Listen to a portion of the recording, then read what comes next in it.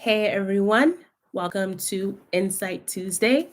And today's Insight Tuesday is going to be fairly quick because today is the presidential debate and I definitely want to be watching.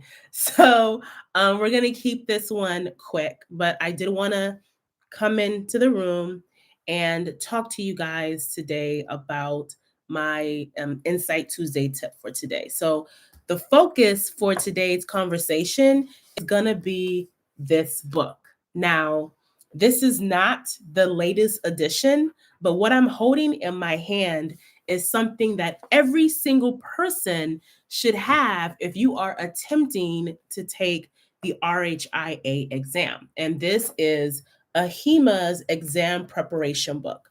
In this book, it has questions, 820 questions to be exact, that you would answer or should be looking through and answering and understanding in order to pass the exam. So, one of the big issues that I've noticed with students in the past and the present, even just from conversations that I have with people, is they are not utilizing this book the right way.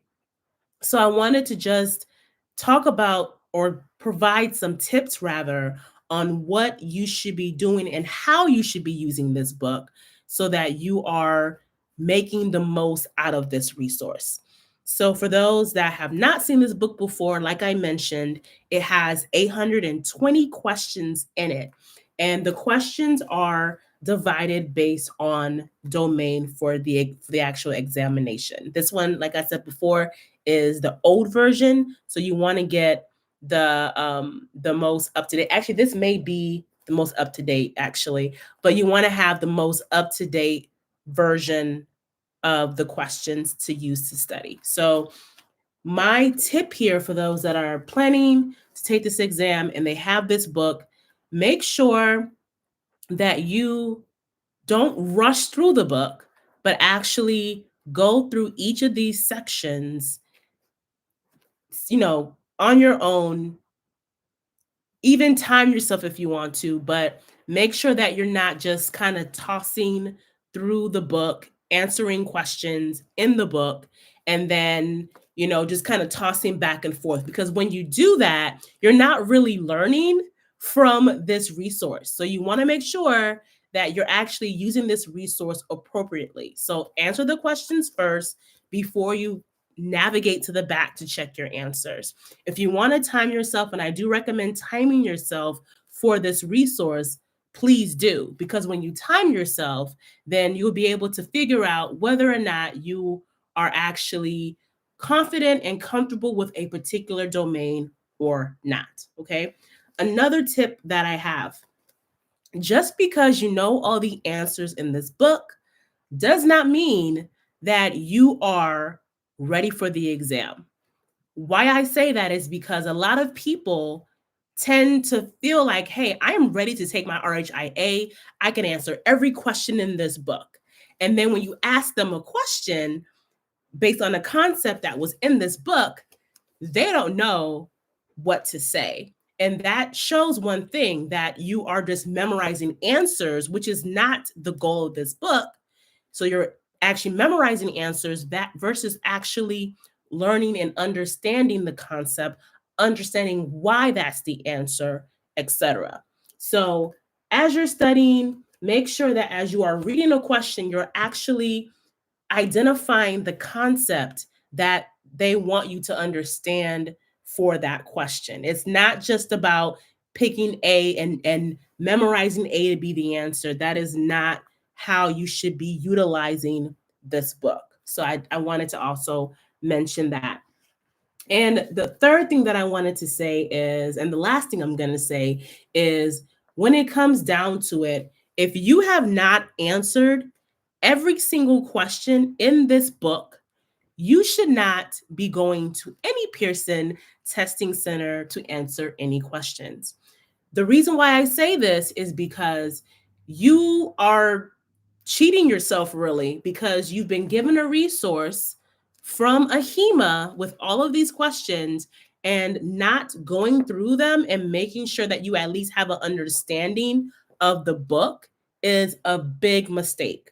So make sure that your test date and your study plan outlines you being able to go through every single one of the questions in this book and being comfortable with the concepts that are in this book, because this is a major step that a lot of people often gloss over.